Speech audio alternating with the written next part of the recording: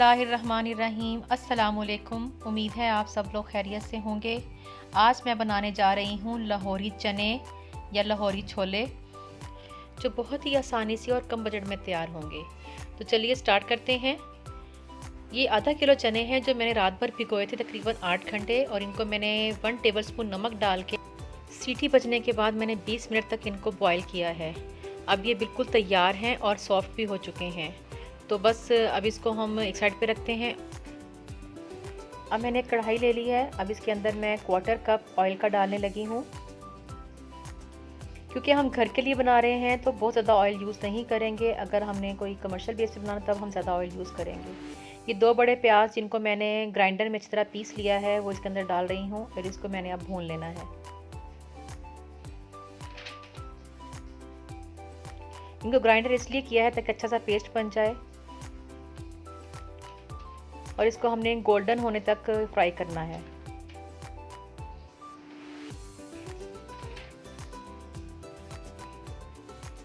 ये देखिए प्याज़ों का कलर चेंज हो गया है और गोल्डन हो गए हैं। अब इसके अंदर मैं ये 2 दालचीनी के टुकड़े ले रही हूँ, तकरीबन 5 पीस लौंग के हैं, और 2 ही कड़ी पत्ते हैं। ये बड़े साइज़ के कड़ी पत्ता है इसलिए मैं इसके अंदर डाल रही हूँ। तो इसमें डाल के इसको हम फ्राई कर लेंगे।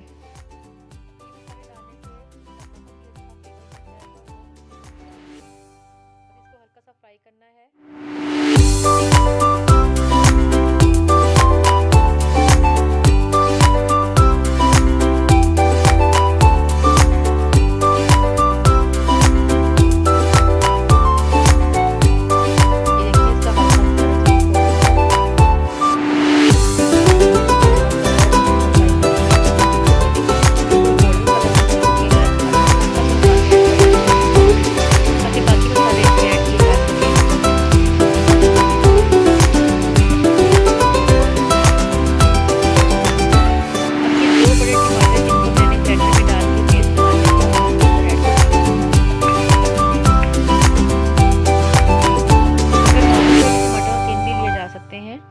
ये ज़्यादा बड़े साइज़ के टमाटर थे इसलिए मैंने 2 लिए हैं। अब मैं 1.5 टेबलस्पून लाल मिर्च का डाल रही हूँ।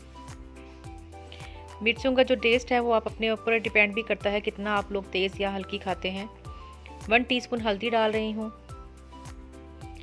1 टीस्पून मैं इसके अंदर चिकन पाउडर डाल रही हूँ, इससे चनों का फ्लेवर बहुत ही अच्छा बन जाएगा। और 1 टीस्पून ही नमक डाल रही हूँ, क्योंकि नमक हमने पहले भी बॉईल करते हुए 1 टेबलस्पून डाला था, तो इसलिए बाद में चेक कर लेंगे कि अगर कम लगा तो हम और दोबारा ऐड कर लेंगे। अब मैं इसके अंदर तकरीबन 1.5 टेबलस्पून ही धनिया पाउडर डाल रही हूँ, और 1 टीस्पून मैं इसमें ज़ीरा डाल रही हूँ। अब इन मसालों को अच्छी तरीके से हम भून लेंगे। आँच थोड़ी सी तेज़ करने लगी हूँ ताकि जल्दी से इसको हम अच्छी तरीके से भून सकें।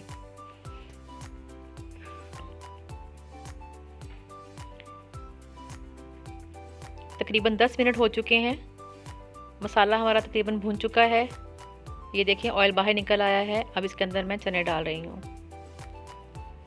अब चनों को अच्छी तरीके से हम लोग भून लेंगे।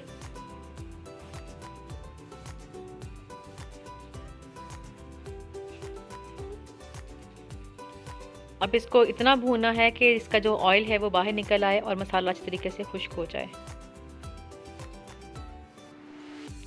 चने हमारे बॉयल्ड हैं और मसाला भी हमारा भुना हुआ है, लेकिन हमने इसलिए इनको अच्छी तरीके से भूनना है ताकि जो मसाले का जो असर है वो चनों के अंदर आ जाए। अब मैं इसमें 1/2 कप दही डाल रही हूँ, उससे बड़ा अच्छा सा पेस्ट बन जाएगा और चनों का जो फ्लेवर है और बढ़ जाएगा।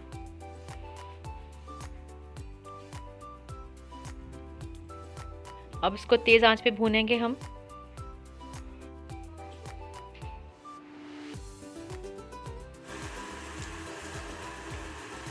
तकरीबन 5-6 मिनट हो चुके हैं इसको भूनते हुए। चनों को भूनते हुए हमें 8 मिनट हो चुके हैं। ये देखें इसका पानी खुश्क हो चुका है और ऑयल भी तकरीबन बाहर आ चुका है। अब इसके अंदर हम पानी ऐड करेंगे।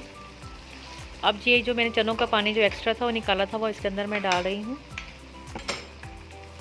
कुछ चने मैंने लेके इनको कांटे की मदद से इस तरह पीस लिया था ताकि इसकी अच्छी सी ग्रेवी बन जाए, तो ये मैं अब इसके अंदर ऐड कर रही हूँ। चनों को गाढ़ा करने के लिए ये चने पीस के इसमें डालेंगे तो बड़ा अच्छा इसका शोरबा बन जाएगा और बड़ा अच्छा मसाला तैयार हो जाएगा। बाज़ार के जो चने जो हम घर में खाने के लिए लेके आते हैं उसमें भी इसी तरीके से ही चने पीस के डाले जाते हैं, जिससे बड़ा गाढ़ा सा मसाला बन जाता है। अब इसके अंदर मैं पानी डाल रही हूँ। अब मैं इसको 20 मिनट के लिए मीडियम आंच पे इसको चूल्हे पे रखूँगी और जितना हमें शोरबा चाहिए उतनी ही देर तक इसको हम पकाएंगे और जैसे ही शोरबा गाढ़ा हो जाएगा चूल्हे को बंद कर देंगे। ये 5 मिनट हो गए हैं, तो अब मैं इसके अंदर सब्ज़ मिर्चें काट के इसके अंदर डालने लगी हूँ। इससे चनों का मसाला जो है और ज़्यादा टेस्टी हो जाएगा।